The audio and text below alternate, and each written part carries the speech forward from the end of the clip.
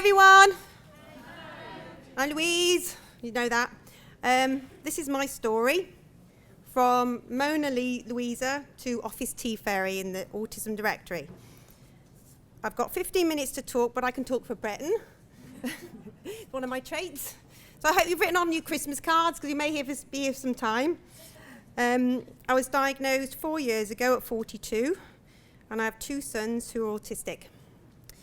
Ever since I was diagnosed, there's a sentence I've come to dislike, and I don't think I'm alone on this one. You don't look autistic. So, which way is it? That's it. So how about that? How about now? Do I look autistic? What is this idea of autism? What is it meant to look like? For me, it looks like this. That's the outside. And that's the inside. Masking. Something I've got very good at, but not always. Oops. When someone says you don't look autistic, it makes that person question themselves, and it dismisses what they're going through. They can feel they have to prove it. Oh, okay then. High anxiety, sensory overload, overthinking, panic attacks, shutdown, sleeplessness, confusion, slower processing, hypersensitivity, crying easily, extreme low self-esteem, lack of confidence, stimming, talking at people, lack of social skills. I could go on. My coping strategies have put me in a place that have helped me a lot, but not watertight. I'll tell you some of them shortly. But first, we need to go back in time. We are now in 2012. I'm 39, pre-diagnosis. I'm hiding behind the sofa from the world, not just Doctor Who, wondering what is wrong with me. I'm a parent, I shouldn't be like this. You wouldn't believe, not in a million years, how bad I was. I was confused at why I'm not like others. I always had been. Nicknamed Mona Lisa as a child because I'd cry a lot, because of my sensory issues. Suffering in extreme all the conditions I previously mentioned. Communicating with people a nightmare, still not easy now. If anyone stopped to talk to me, I had a default sentence. I'd say, "What do you think of the weather?" I'd learned that everyone talked about the weather, but I put it in a conversation all of a sudden from sheer panic, no matter where they were in the conversation, and still do. I felt I was failing at life. I was deemed unfit for work, as I cried at everyone in the job centre. But I wanted my boys to see me fight, so I came up with a strategy. I needed to build a strong foundation, placing one brick at a time for a better future. Without learning to deal with each thing separately, I would crumble. I wanted a job like ordinary people. I know being a mum is the most important job you could ever do, but I felt I wanted to care for us and provide for us, that I had something to offer to the world. Moving forward in time, 3 years, and I was diagnosed. I stopped wondering why I was different. Some of my anxieties went, and I started to accept who I was. And then I met Danny. She doesn't really look like that, but it's not, I haven't got a photo of her. But this is my job advisor, and that's how I see her. Lovely Danny.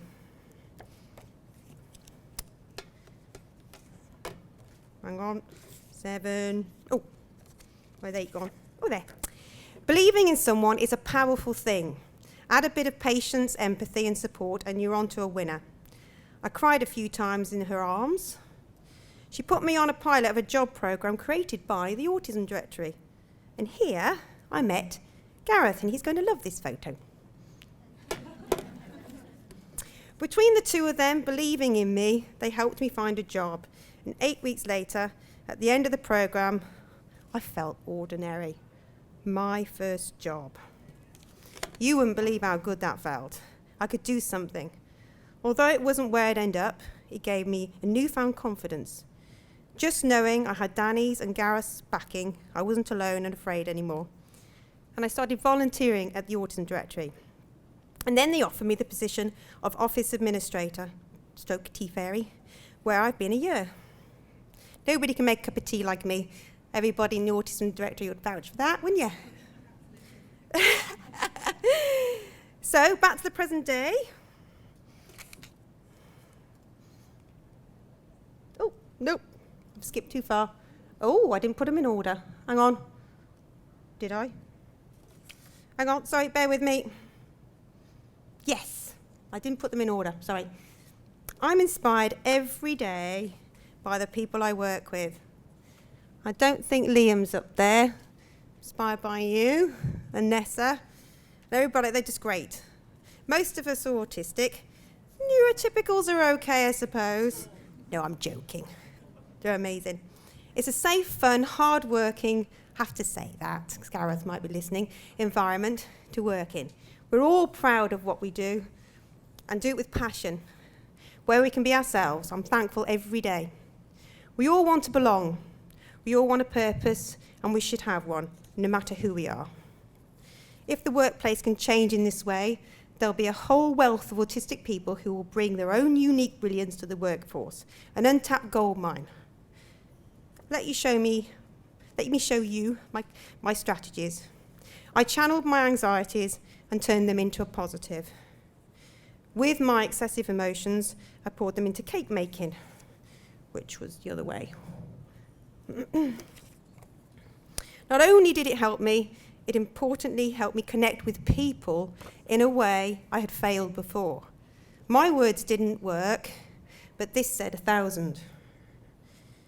Turning my negative experience into a positive, using it, honing it, finding my voice. I made people happy. All I wanted was to be understood and accepted. This helped me heal after years of not connecting. I was important, needed, and I could do something. I may not be able to react correctly to people and always panic, but I can do this. I did various other things. I wrote poetry, ran half marathons, and I think, there. I'm doing the Cardiff half next week for our charity. I had an allotment, I grew my first marrow, wanted to show you a photo but couldn't find one. Volunteered for the Royal Voluntary Service, which is amazing, my local library, cancer research, and of course the Autism Directory. Climbed mountains, stretching myself. A lot of these activities just crossed over with people, so the main focus wasn't on the socialising, but the activity. So it just interwound. Okay, where am I? Yeah. I'm going to finish now with a song I wrote. Another way to connect with people.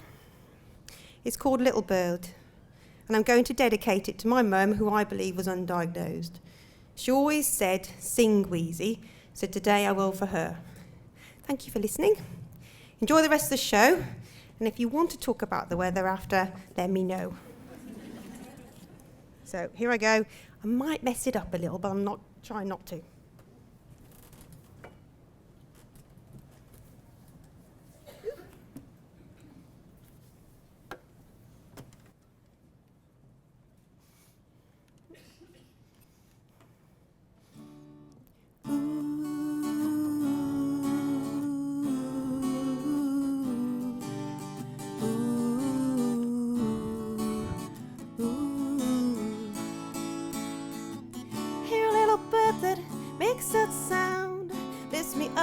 Off the ground, and I soon realize where my heart lies. And when the night is cold and dark, I don't know where to start. I remember that little bird that flies through the skies and lands right there before my eyes.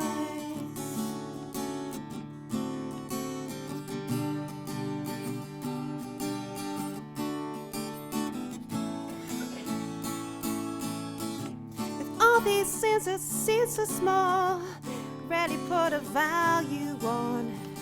I remember the little bird that flies through the skies and sat right there before my eyes.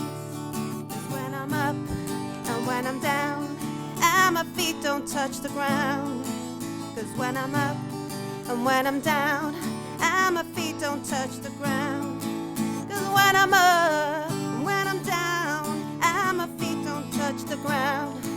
'Cause when I'm up and when I'm down, and my feet don't touch the ground.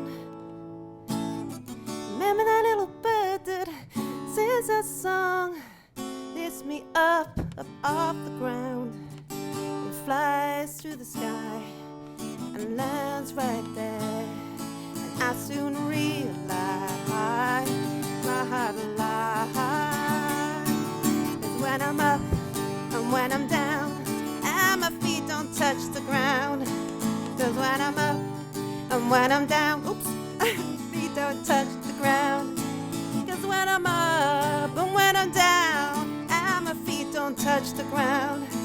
'Cause when I'm up and when I'm down, and my feet don't touch the ground.